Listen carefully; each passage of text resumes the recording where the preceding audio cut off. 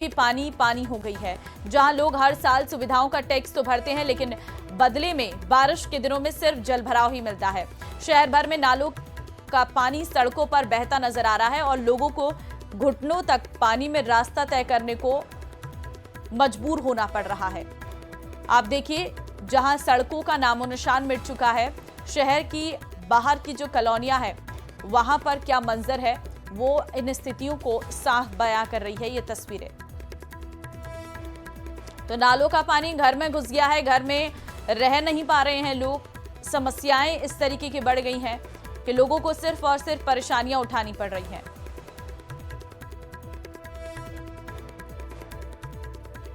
प्रदेश में मानसूनी बारिश कहर बरपा रही है। शहर से लेकर गांव और ढाणियों में जल सैलाब बह गया है। चारों तरफ पानी पानी नजर आ रहा। आपकी टीवी स्क्रीन पर 5 तस्वीरें हैं। भीलवाड़ा में सबसे अधिक परेशानी अंडर ब्रिजों में पानी भरने से हो रही है। रामधाम के पास स्थित अंडर ब्रिज पूरी तरह से पानी से लबालब हो चुका है। पानी भरने से कई दोपहिया और चौपहिया वाहन फंस गए हैं और खराब हो गए हैं। सांचौर के जालौर में भी बारिश ने कहर बरपाया। तो वहीं जोधपुर में रेलवे स्टेशन के बाहर जल भराव से यात्रियों को भारी परेशानियों का सामना करना पड़ रहा।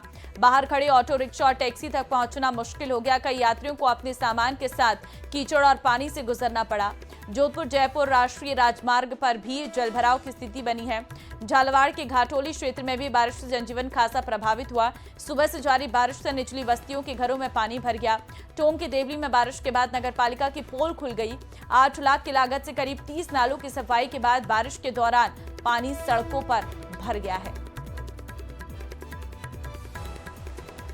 अब आपको और 2 तस्वीरें दिखाते हैं, जिसमें सबसे पहली तस्वीर हम आपको झालावाड़ के खानपुर की दिखाएंगे, जहां गुलाना गांव की निचली बस्तियों और बाजारों में पानी भर गया। 3 फीट तक पानी भर गया। बाढ़ जैसे हालात के बीच कस्बे में एक अनोखा नजारा देखने को मिला, जहां एक शादी समारोह के दौरान माता पूजन के जाते वक्त कुछ महिलाएं ढोल की थाप पर पानी में झूमती नजर आई। इस दौरान इस अनोखे नजारे को देखने के लिए लोगों की भीड़ इकट्ठा हो गई। महिलाओं का ये जिंदा दिल अनोखा अंदाज सभी को पसंद आया। टोंक के मालपुरा में जल भराव के बीच शव यात्रा निकाली गई।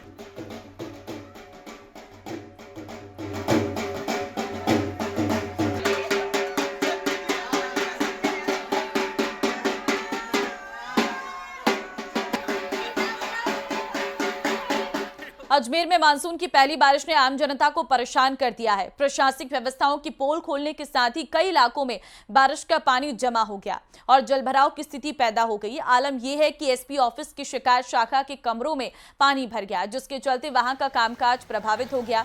ऑफिस का स्टाफ बेंचों पर बैठकर अपना काम करने को मजबूर होना पड़ा। पिछली बार भी एमओबी शाखा में जलभराव के कारण करंट आया था।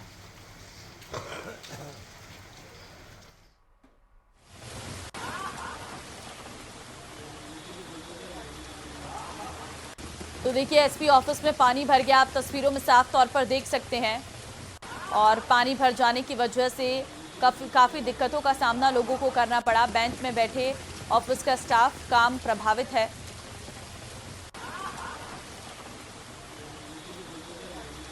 भीलवाड़ा जिले में बीती रात से रिमझिम बारिश का सिलसिला लगातार जारी है।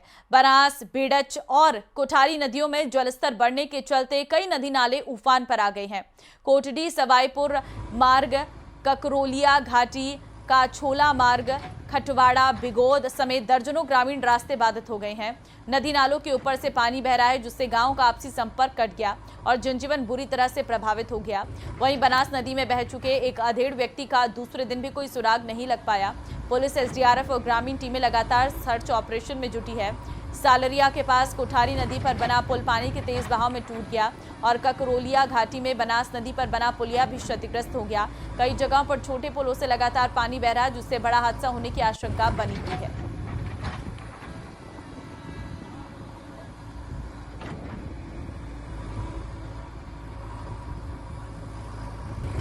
राजस्थान पुलिस की सब इंस्पेक्टर कचनार चौधरी ने अमेरिका के बर्मिंघम शहर में हो रहे world police and fire games 2025 में देश का तिरंगा गर्व से फहराया है। कचनार ने शॉटपुट थ्रो में गोल्ड मेडल जीतकर न सिर्फ भारत का बल्कि राजस्थान पुलिस का भी नाम रोशन किया है। इससे पहले कचनार चौधरी डिस्कस थ्रो इवेंट में भी सिल्वर मेडल जीत चुकी हैं। ये प्रतियोगिता 27 जून से 7 जुलाई तक चल रही है, जिसमें दुनिया भर से पुलिस और फायर डिपार्टमेंट के खिलाड़ी हिस्सा ले रहे।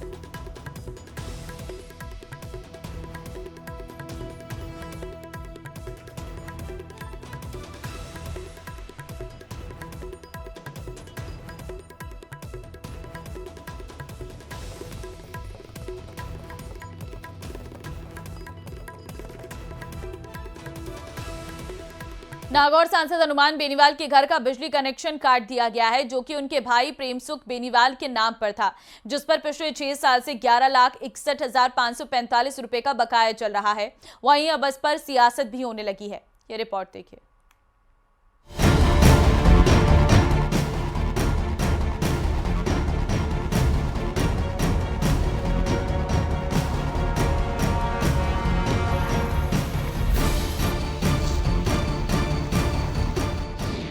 प्रदेश भर में उठाते हैं सवाल, नहीं है घर का ख्याल।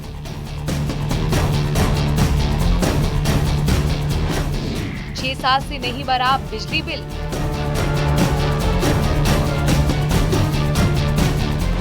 बेनीवाल के घर की बत्ती गुल।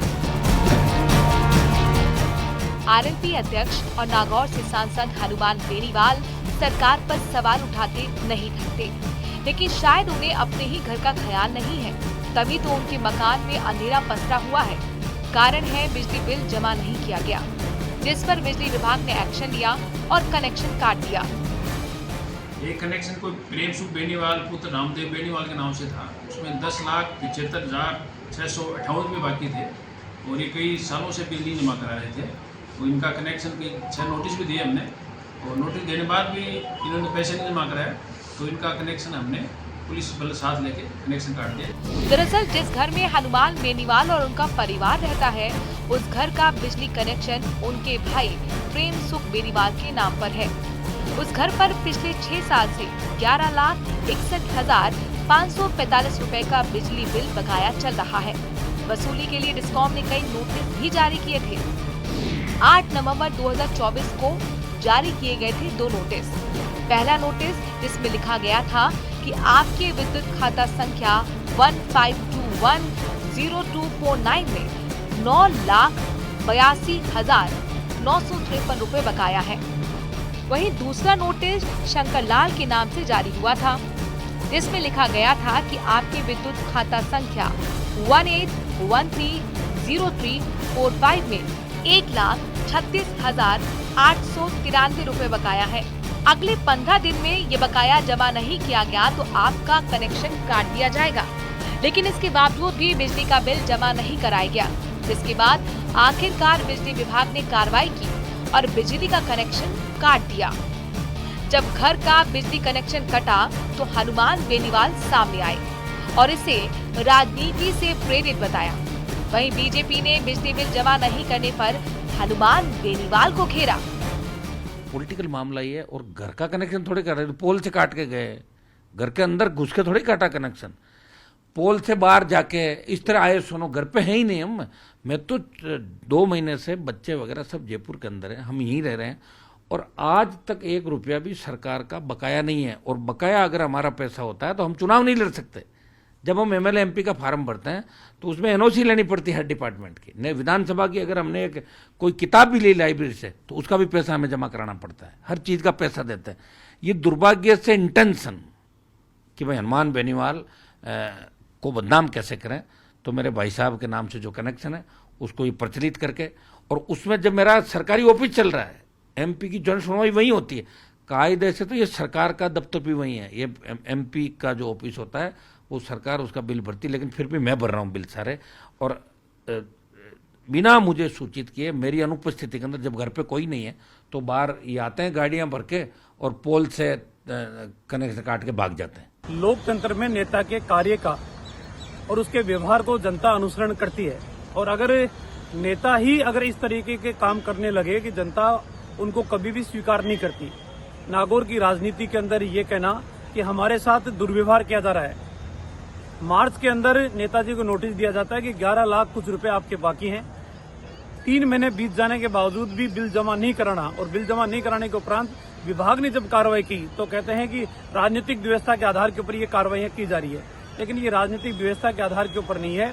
जो विभागीय नियमानुसार कार्रवाई होती है वो सबके साथ समान है।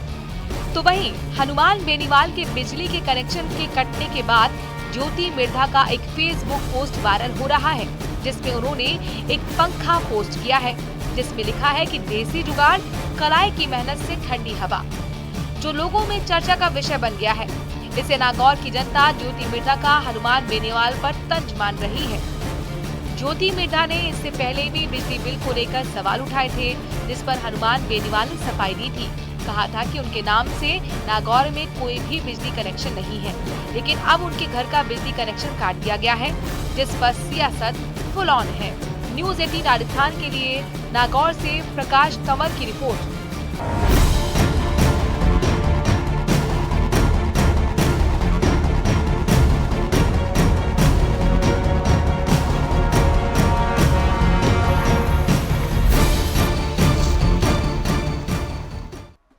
कोटा में चाकू की नोक पर एक ज्वेलर से 90 लाख रुपए के सोने की लूट मामले में पुलिस ने लूट में इस्तेमाल ई स्कूटर बरामद कर ली है। फिलहाल बदमाशों का कोई सुराग नहीं लगा है। दरअसल बुधवार शाम को सब्जी मंडी के पास बाइक सवार 5 बदमाशों में चाकू की नोक पर बाइक सहित सोना लूटने की वारदात को अंजाम दिया था और मौके से फरार हो गए थे।